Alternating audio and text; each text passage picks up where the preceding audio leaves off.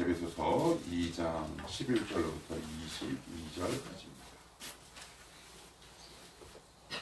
에베소서 2장 11절에서 22절 우리 한 절씩 교독하면서 볼까요? 오늘은 여러분이 먼저 11절, 제가 그 다음 12절 이렇게 교독하면서 봅시다. 자, 우리 여러분들이 먼저 11절 읽습니다. 시작. 그러므로 생각하라. 너희는 그때 육체로는 이방인이요 손으로 육체에 행한 할례를 받은 우리라 지나는 자들로부터 할례를 받지 않은 우리라 신학을 받는 자들이라. 그때 너희는 그리스도 밖에 있었고 이스라엘 나라 밖의 사람이라 약속의 언약들에 대하여는 외인이요 세상에서 소망이 없고 하나님도 없는 자이더니 이제는 전에 멀리 있던 너희가 그리스도 예수 안에서 그리스도의 피로 가까워졌느니라. 그는 우리의 화평이신지라 둘로 하나를 만드사 원수된 것 곧 중간에 막힌 담을 자기 육체로 하시고 법정으로 된 계명의 율법을 폐하셨으니 이는 이 둘로 자기 안에서 한 세 사람을 지어 화평하게 하시고 또 십자가로 이 둘을 한 몸으로 하나님과 화목하게 하려 하심이라. 원수된 것을 십자가로 소멸하시고 또 오셔서 먼데 있는 너희에게 평안을 전하시고 가까운 데 있는 자들에게 평안을 전하셨으니 이는 그로 말미암아 우리 둘이 한 성령 안에서 아버지께 나아감을 얻게 하려 하심이라.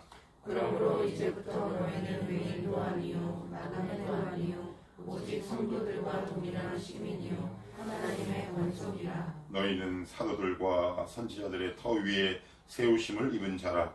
그리스도 예수께서 친히 모퉁이 돌이 되셨느니라. 그의 안에서 건물마다 서로 연결하여 주 안에서 성전이 되어가고 같이요. 너희도 성령 안에서 하나님이 거하실 처소가 되기 위하여 그리스도 예수 안에서 함께 지어져 가느니라.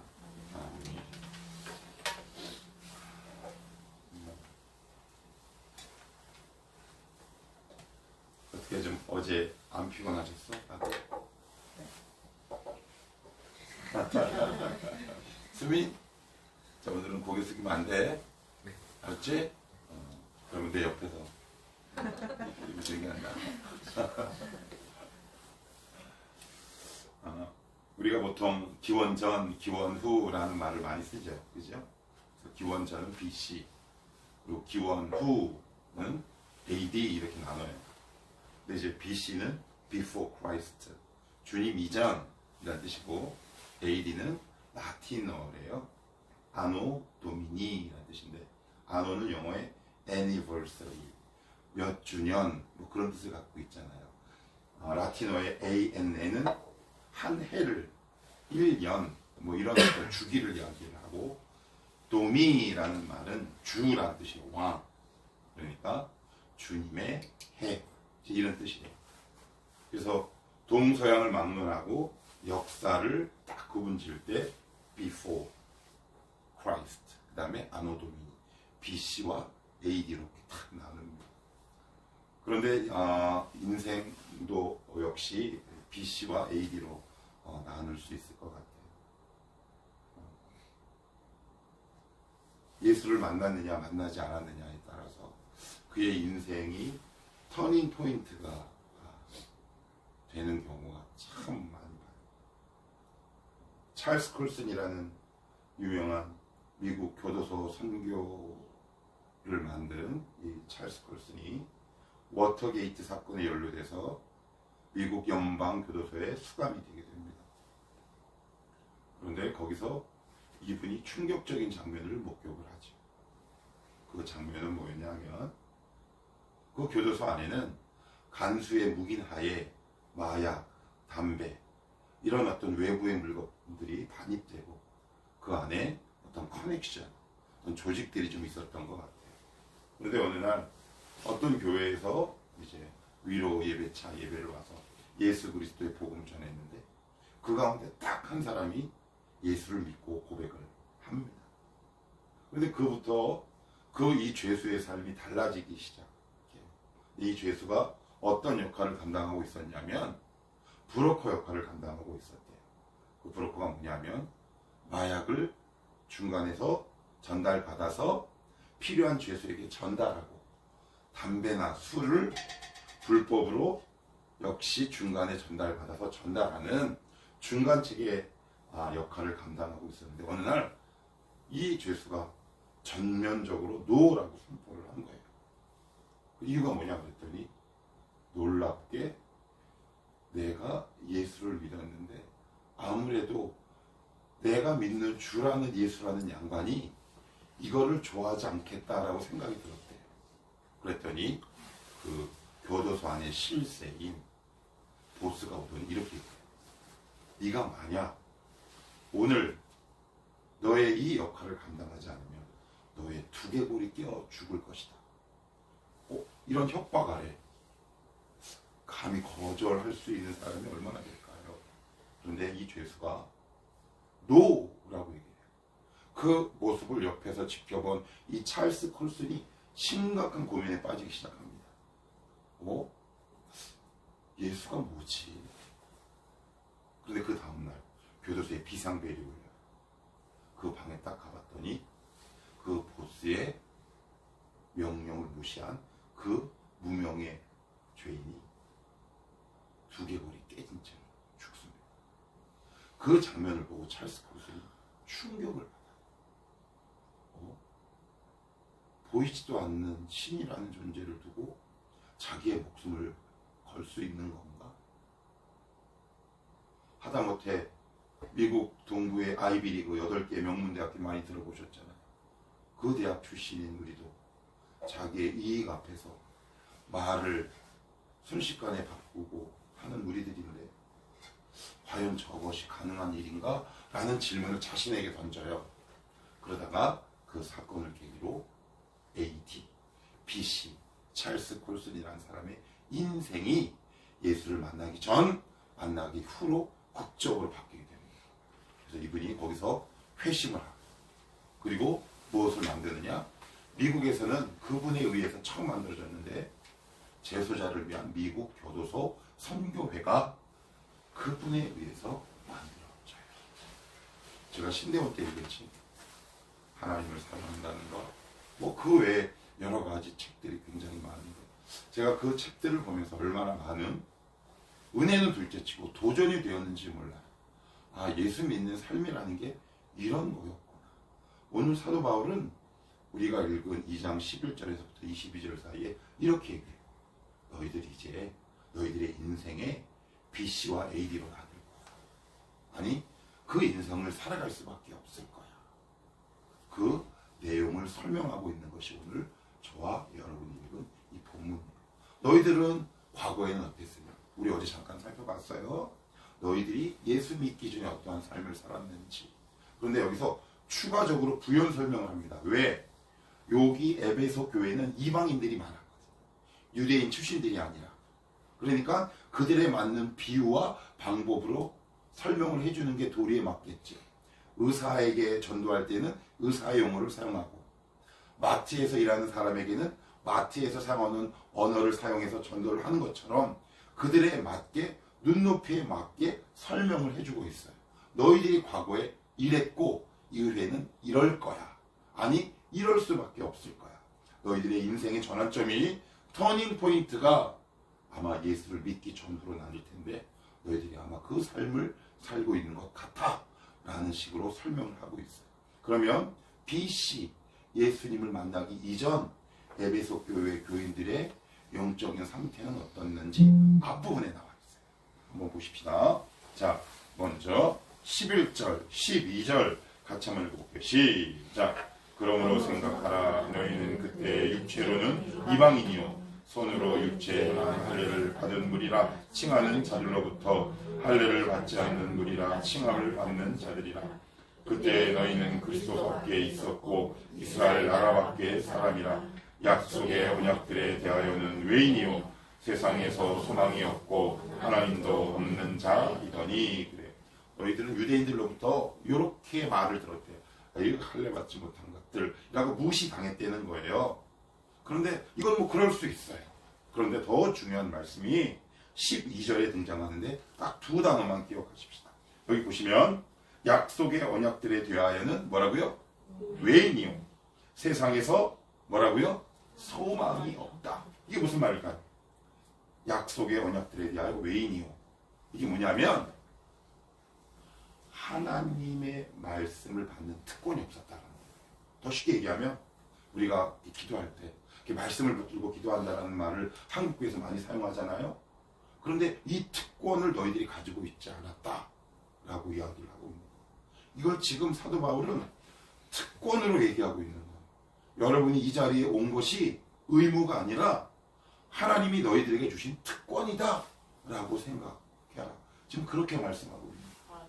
하나님의 말씀을 받는 것 이런 거죠. 하나님 언약 이렇게 말씀하셨잖아요. 저도 역시 막 급한 일이 있을 때 말씀을 이렇게 탁 붙들어요.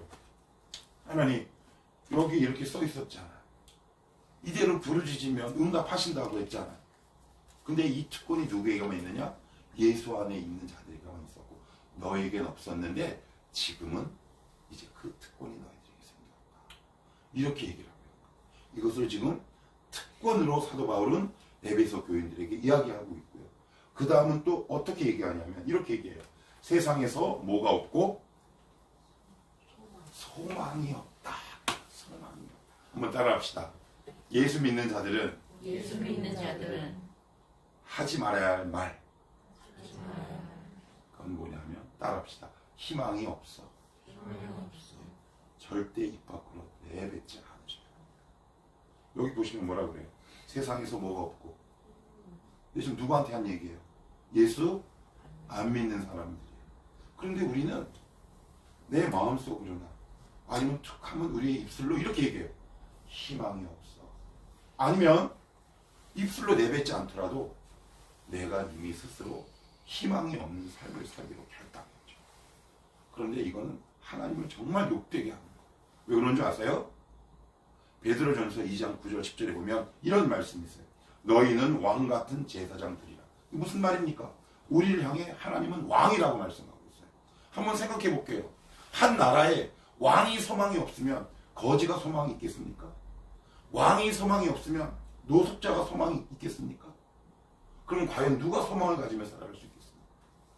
그리스도인의 특권이 뭐냐면 말씀과 더불어 소망이라는 특권을 가지며 살아갈 수 있는 거예요. 첫째는 이 땅에서의 죽음이 끝이 아니라는 사실과 이 땅에서 일어나는 나는 모든 힘든 일들을 하나님의 은혜와 말씀으로 반드시 이겨낼 수 있다는 희망과 소망이에요. 그래서 그리스도인의 반대말은 뭔지 아세요? 절망. 그래서 여러분 안에 마음 한켠에 나는 쓰레기야. 나는 뭐 이래. 여러분은 좌절할 권리가 없어요. 왜요? 하나님이 우리 보고 왕이라고 얘기했거든요. 그럼 왕의 자녀는 뭐라 그럽니까? 왕자와 공주. 새벽부터 웃기는 이야기지만 제가 율동으로 노래를 한번 해볼게요. 왕 나는 왕자다. 하나님 나라에 나는 왕자다. 또 이건 좀 너무 좀 찝찝하네. 0009 나는 공주다. 하나님이 여러분들 향해 왕자와 공주라고 하는데 우리는 하나님께 대하여 이렇게 얘기해요. 나는 희망이 없어. 그러면 하나님이 우리에게 되묻습니다. 왕자가 희망이 없으면 그 땅 백성들은 희망이 있겠네요. 우리가 희망을 가져야 예수 안 믿는 사람들도 우리가 희망을 전해줄 수 있지 않겠습니까? 지금 여러분들을 희망이 없는 나락으로 떨어뜨리는 뭔가가 있어요? 안 될 거야. 그런데 오늘 주님은 뭐라 그래요? 그는 예수 안 믿는 자들의 특권이고 우리들의 특권은 소망의 특권이다. 그래서 여러분은 좌절할 권리가 없어요. 낙심할 권리가 없다고. 하지 말아야가 아니라 권리가 없다니까요. 왜요? 난 이미 주님의 메인바 되었기 때문에. 내 안에 예수의 피가 흐르고 있기 때문에 그래요. 예수의 피가 뭐예요? 소망이죠. 능력이죠. 힘이죠. 축복이죠. 은혜잖아요. 이런 생수의 강이 흐르고 있는데 이런 나에게 스스로 내가 희망과 소망이 없다라는 말을 내뱉는다면 하나님이 얼마나 가슴 아파하시겠습니까? 그래서 그리스도인의 반대말은 좌절, 낭망. 그럼 그리스도인의 동의어는 소망과 희망이죠. 그래서 제가 주일에 말씀드렸잖아요. 하나님을 알고 만나는 자에게 생기는 열매, 뭐다? 소망이라고 그랬어요. 소망. 그죠? 부르심의 소망, 다른 말로 비전, 다른 말로 꿈. 그래요. 오늘도 여러분들이 기도할 때 소망을 갖고 하나님 앞에 기도할 수 있기를 바라요. 오늘 성경에 써 있잖아요. 약속에 대하여는 외인이요. 근데 우리는 권리가 있어. 그죠? 아버지 그때 여기 아버지가 쓰신 그 왕 그 법도를 보니까 이렇게 써 있네. 이거 저도 해당되는 거 아니에요? 그럼 그런가? 이렇게 되는 거 아니겠어요? 그런데 왜 그 특권을 사용하지 않으세요? 하나님 약속에 대하여는 외인이 아니요 왕자와 공주로 저를 인정하셨사오니 하나님 오늘도 그 특권을 누리게 하옵소서. 말씀을 의지하여 오늘도 하나님 내가 부르짖을 때 내 안에 켜켜이 묵혀있던 좌절과 낙심, 절망이란 단어가 내 안에서부터 쫓겨나게 하옵소서. 그래서 막 늘 기죽어 살아요. 그리고 나서는 사도 바울이 좀 더 구체화시키는 말을 에베소 교인들에게 해요. 한번 보십시다. 13, 14절부터 한번 읽어봐요. 시작. 이제는 전에 멀리 있던 너희가 그리스도 예수 안에서 그리스도의 피로 가까워졌느니라. 그는 우리의 화평이신지라 둘로 하나를 만드사 원수된 것 곧 중간에 막힌 담을 자기 육체로 하시고. 그래요. 둘로 하나를 만드사. 그래요. 이걸 보통 16절은 이렇게 얘기해요. 또 십자가로 이 둘을 한 몸으로 하나님과 뭐요? 화목. 이래요. 화목.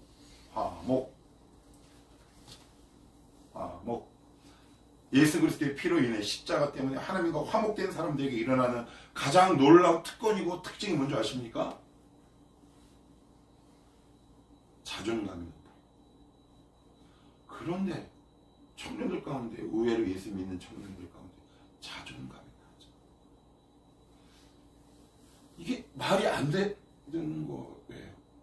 나 신라호텔 뷔페 14만 5천 원짜리 갔는데 나 김치밖에 못 먹고 왔어. 누구의 책임인가? 하나님이 우리를 은혜의 뷔페에 초대하셨는데, 그래서 얘기를 해보면 자기 자신에 대한 자존감이 형편없이 낮아요. 그거 굉장한 불신앙이에요. 이게 갑자기 제 이야기를 왜 하냐면, 하나님과 화목하면 가장 화목하기 어려운 게 누군지 아세요? 자기 자신과 화목하는 게 가장 어려워요. 내 존재를 자존감 있게 인정하는 게 쉽지 않습니다. 그런데 하나님과 깊은 화목이 일어나면, 그것을 예수 그리스도의 십자가의 권능을 믿으면 내 안에서 진정한 화목이 일어나기 시작하는 거죠. 어디 가서 기죽지 않아요. 왜 여러분들 기죽어야 합니까? 왜 낮은 자존감 때문에 누구를 보더라도 이렇게 옆으로 개 눈처럼 보고 사십니까?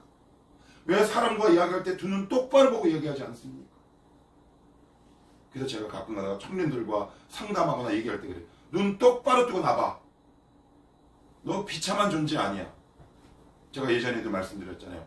창세기에 베냐민, 베논이 기억나세요? 라헬이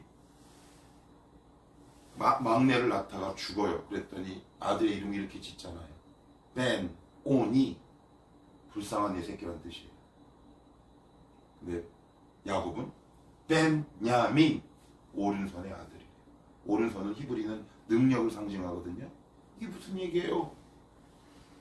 야곱은 하나님과 화목했어요. 그랬더니 이 자존감이 높은 거죠. 그리고 나서는 자기 자식에게 이렇게 얘기해요. 너는 잘될 놈이야. 너는 하나님이 붙으실 놈이야. 근데 라헬은 엄마 없어서 불쌍한 새끼. 낮은 자존감에서 나오는 거 아니에요? 여러분들 자녀들 향해 그렇게 이야기하고 있지 않아요? 얘 불쌍해요? 뭐가 불쌍해? 안 불쌍해. 정인경이 뭐가 불쌍합니까? 하나도 불쌍하지 않습니다. 우리는 자랑스러운 존재들이에요. 우리는 은혜 받은 존재들이라. 축복받은 존재들이에요. 그런데 왜 불쌍해야 합니까? 하나님과 화목한 우리들이 그 특권을 마음껏 누릴 때 여러분을 통해 여러분의 이웃과 가정 속에 그리스도의 향기가 흠씬 묻어나지 않겠습니까? 나는 지금 자존감이 높은 사람입니다. 저도 한때는 그랬어요. 자존감이 너무 낮았어요. 그래서 숨기며 살아왔을 뿐이에요. 되게 깊이 있어요. 어느 날 제가 로마서를 읽다가 깨달았어요. 그리고 갈라디아서 2장 20절에 뭐라고 써있는 줄 알아요? 제가 예전에 저희 아내랑 같이 몸담고 있었던 일산 충신교회 청년부 회장을 하고 있을 때 기도할 때 하나님이 저에게 이 말씀을 주셨어요. 갈라디아서 2장 20절. 내가 그리스도와 함께 십자가에 못 박혔네. 생략할게요. 나를 사랑하사. 그 말씀이 저에게 탁 와닿는 거예요. 근데 그때 왜 이 말씀이 저에게 탁 비수처럼 꽂혔느냐? 하나님 앞에 이렇게 얘기했거든요. 하나님이 나에게 은혜 주시는 거는 나에게 관심 있는 것이 아니라 공동체를 사랑하는 거야 라는 마음으로 주둥이 대빨라가 투덜투덜 거렸는데, 하나님이 나는 너를 사랑해. 하나님은 여러분 개인을 사랑하신다. 그런데 우리는 그 사랑을 거부하죠. 아주 은사고 팔자야. 막 거부해. 은혜와 축복은 거부하고 죄는 수용해. 아주 그냥 용났어. 왜 그래요? 여러분들은 불쌍한 존재가 아니야. 자랑스러운 존재라고. 여러분들은 자존감이 낮아진 채로 살 수가 없는 존재라고. 자존감이 높아질 수밖에 없어. 여러분들의 자존감을 낮추게 하는 게 뭐 있어요? 외모 있어요?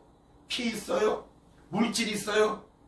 부모가 애비애미가 돈이 없어요? 잘났다 인간들아. 그럴 거면 왜 예수를 믿습니까? 그 모든 것들을 극복하고 초월하고 세상을 심판하는 위치까지 우리를 상승시켜 주신 하나님의 그 놀라운 은혜가 왜 우리는 자꾸 쳐버리는 행동을 합니까? 오늘도 여러분들이 이 기도를 마치고 이 세상에 나가면 당당하게 살아내십시오. 불쌍한 존재가 아니라니까. 하나님 고맙고 감사합니다. 약속의 말씀에 특권을 주시니 감사합니다. 은혜의 도구로 통로로 저를 불러주시니 감사합니다. 고린도전서에 뭐라고 써있다고요? 너희는 세상을 심판하는 자들이라. 하나님과 함께 이 세상을 나중에 심판한다. 그런데 이 세상에 막 빌고 다녀. 거지들아. 하나님. 그러면 안 되잖아. 당당하셔야 되잖아. 그죠? 그래요. 우리 주님이 십자가로 하나님과 우리 사이를 화목했어요. 그런데 나는 나와 화목하지 않아. 쭈그리로 살아가고 불쌍. 진짜 할 말은 많지만 하지 않겠습니다. 뭐가 불쌍해? 키가 작아서 불쌍하냐? 못생겨서 불쌍하냐? 돈이 없어서 불쌍하냐? 내가 보기엔 은혜가 없어서 불쌍하다. 그래서 나한테 욕만 바지를 먹고 갔지. 왕주에. 너 네가 불쌍하냐? 너는 특권을 누리는 사람이야. 그지? 하나님의 은혜의 사람이다. 신수빈, 네가 불쌍하냐? 불쌍하기는 난 안 불쌍해. 정인경, 넌 하나님의 은혜의 통로잖아. 그지? 약속의 특권의 말씀을 갖고 있는 사람이잖아. 기억하십시다. 예수님의 그 피가 하나님과 나 사이 막힌 담을 허시고 화목하게 하셨어요. 그렇다면 뭐예요? 하나님과 나 사이를 가로막고 있던 하나님의 하늘에 속한 모든 신령한 목들이 나에게 와. 그런데 내가 막 막아. 필요 없습니다. 앉으셔도 되는데. 이게 거지에게 이렇게 소중한 거. 근데 하나님 우리를 뭐라고요? 또 율동할까? 왕왕왕왕? 나는 왕자다. 너는 공주. 내가 마치 뭐 하는 짓인지 모르겠네. 원고에 없는 짓을 자꾸 하고 있어, 오늘. 자, 우리 한 절만 더 볼게요. 21절, 22절. 시작! 그의 안에서 건물마다 서로 연결하여 주 안에서 성전이 되어가고 너희도 성령 안에서 하나님이 거하실 처소가 되기 위하여 그리스도 예수 안에서 함께 지어져 가느니라. 그러고 나서 이렇게 얘기해. 이제 너희들이 예수의 거듭났어. 왕왕왕, 왕이 왕자고 공공공 공주야. 그렇다면 너희들 성도들 사이에서 교회 공동체를 이루면서 신앙생활을 할 텐데 몇 가지 원리가 있어. 내가 알려줄게 라는 식이에요. 그죠? 왜냐하면 에베소 교인들은 아까 말씀드렸어요. 유대인이 아니라 그랬어요. 이방인이야. 그러니까 아무래도 어떤 종교적인 모습이나 관습, 하여튼 하나님의 말씀에 익숙지 않단 말이에요. 그죠? 그러니까 더 자세한 설명이 필요하겠죠? 그 추가적으로 설명을 하는 거예요. 너희가 이제 거듭났어. 더 이상 외인이 아니야. 하나님의 백성이야. 하나님의 가족이야. 그러면 그 가족으로서 이렇게 우리 한번 살아볼까?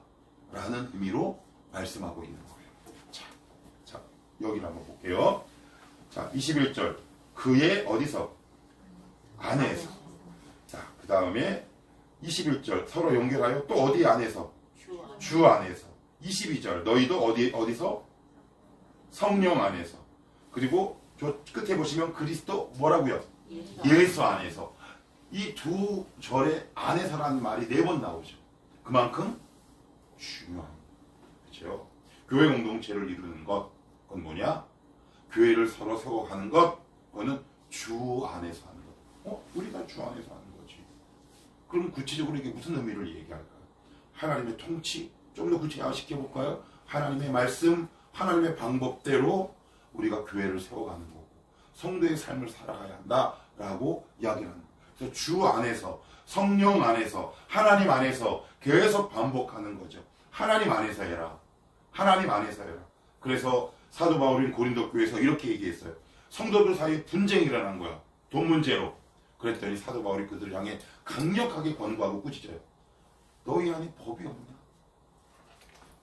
법이 없더냐? 왜 주 안에서 해결하지 않고 세상 법정으로 그 문제를 끌고 가느냐? 왜? 하나님의 말씀이 이 세상 헌법보다 못합니까? 상위법인데 그 뜻이 너희가 교회를 세우려고 하느냐? 성도의 사귐을 하고자 하느냐? 그렇다면 너희들의 기분과 느낌, 경험이 아니라 예수 안에서, 말씀 안에서, 말씀대로라는 뜻이죠. 그죠? 자, 그 다음에 두 번째 원칙이 있어요. 자, 우리 22절 제가 읽어볼게요. 너희도 성령 안에서 하나님이 거하실 처소가 되기 위하여 그리스도 안에서 뭐라고요? 어떻게? 함께. 그죠? 21절은 그의 안에서 건물받아 어떻게? 서로. 우리 지난해 우리 교회 표가 뭐였어요? 서로 함께였다. 이게 이제 신앙생활의 핵심이란. 그러면 이제 여러분들이 이제 준비됐나요? 그러면 저는 여러분을 사랑할 사람입니까? 여러분의 사랑을 받아야 할 사람입니까?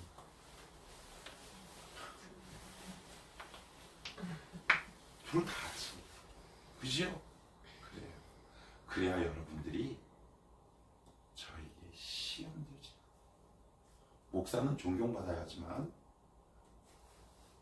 박영선 목사님은 그의 책 거룩과 영광의 초대 2권에서 이렇게 얘기해요. 목사는 존경받아야지. 존경만 받아서는 목회할 수 없다.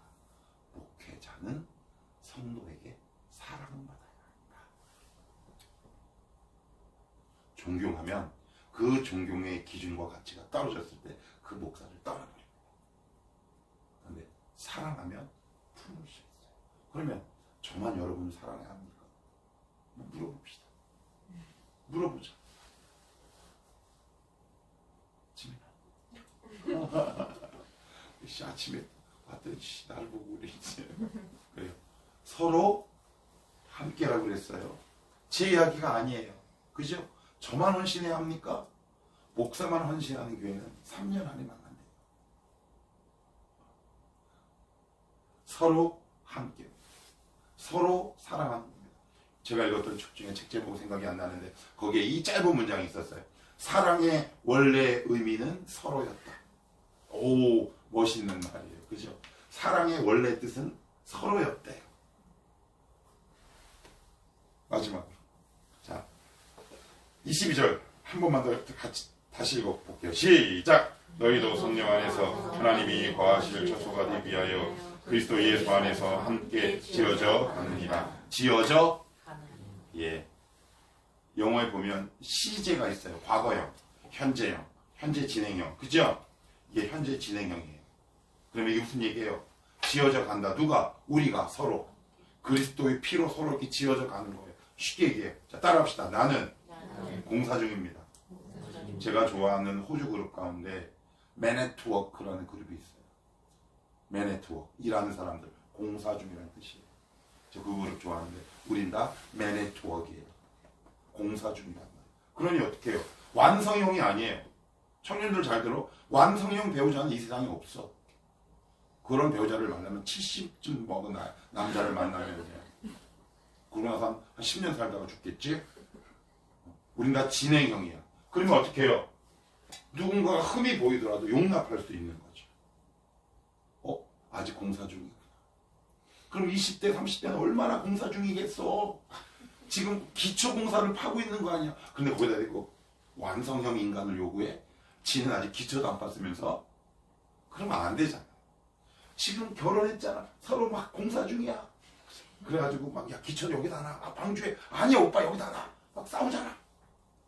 그래, 우리는 다 뭐라고요? 공사 중인 인간이야. 허물 많아. 그러니 어때? 서로 사랑하고 부담하죠. 그런 교회가 건강한 교회 아니에요. 그럴 수 있구나. 그럴 수 있다. 같이 가자. 같이 가자. 우린 진행형인 사람이지. 우리 조금만 눈 감아 주십시다. 조금만 더 보듬어가 하고 함께 걸어가 봅시다. 그럴 때 하나님이 그 공동체에 복을 내리지 않겠습니까? 이 말씀대로 서로 함께 세우고 지어져가는 우리 청월함교회가 되기를 주님의 이름으로 축복합니다. 아멘.